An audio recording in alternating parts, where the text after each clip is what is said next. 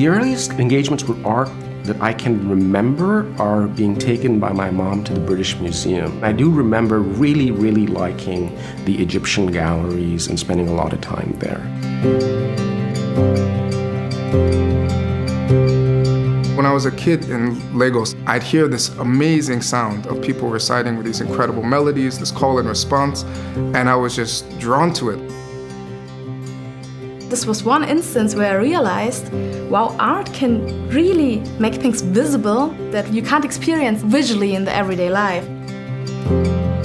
Recently, in Edinburgh, Scotland, over 50 leading thinkers gathered to address a single question. Do the arts primarily have to do with understanding, and not simply, or not even, delight, amusement, pleasure, or emotional catharsis? And if so, is there an empirical connection between art and understanding? So we wanted to put that philosophical claim that the arts are primarily about knowledge or understanding to the test. Can we, by getting people from the sciences, from theology, religious studies, philosophy, the arts research involved, craft experiments that can test that kind of an idea? And those kinds of projects move along a spectrum from conceptual to empirical to experimental. But all of the projects are empirically or experimentally aimed, seeking to test that idea that the arts have primarily to do with knowledge and understanding. I am a cognitive neuroscientist. I study music perception and cognition in what we call computational music theory. I write poetry and narrative, and I am a philosopher. Personality psychology. Cognitive psychology. Architecture. Biblical scholar. Art historian. Psychological scientist. A neurologist and a cognitive neuroscientist. As scientists, we're skeptical. That's our main thing, right? So we're also skeptical about what art can actually do. What power does art actually have to change understanding, to provide new insights, or maybe even change attitudes and behaviors and so on. It's a particularly modern Western problem to have the arts and the sciences separated. Arts inspire wonder, and wonder is the beginning of inquiry. It's the beginning of philosophy. It's the beginning of science. The arts also cultivate our intuition.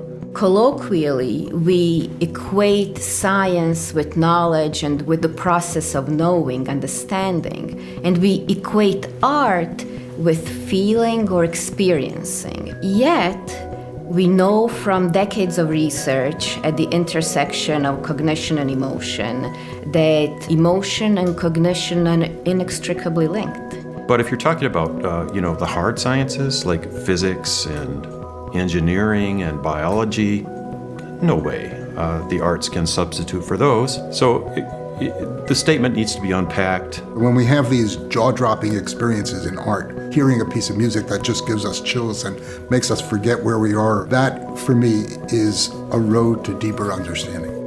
Why is it that I'm encountering something I would describe as spiritual or transcendent far more often in a movie theater than in church settings? The question in a way is, could art facilitate a widening of one's horizon?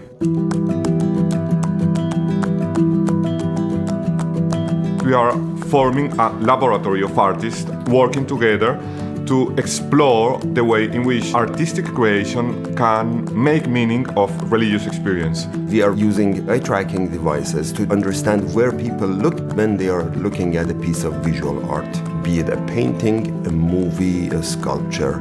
We're primarily looking at music, paintings, photography, film and media studies, manuscripts as artworks, literature and painting, stained glass, Sufi poetry, architecture. The way in which the visual arts are connected to language. They talk here in Templeton terms in terms of a community of practice, and they've been very intentional, worked us extremely hard in curating conversations between different people in different fields. The project that we're working on involves musicologists and ethnomusicologists and archaeologists and art and architecture historians, and so it's inherently interdisciplinary. I need cognitive scientists and curators and philosophers to partner with me, to work with me, to answer some of these larger questions.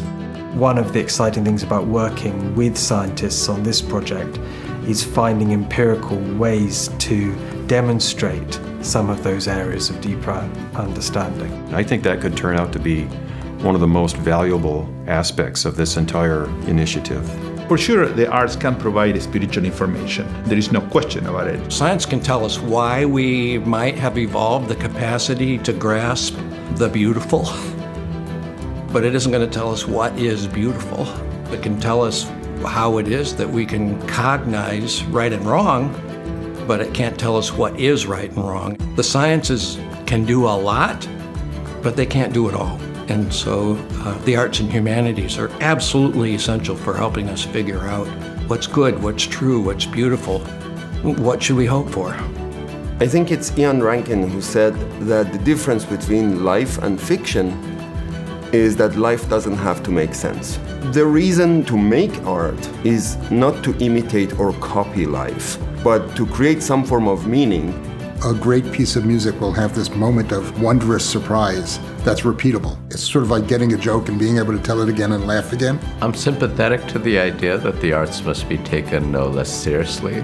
Having said that, I am a scientist. Strong intuitions or well-reasoned positions are the starting point, not the ending point. What's really exciting about this work is that there is so much uncharted territory. So it's a wide open canvas.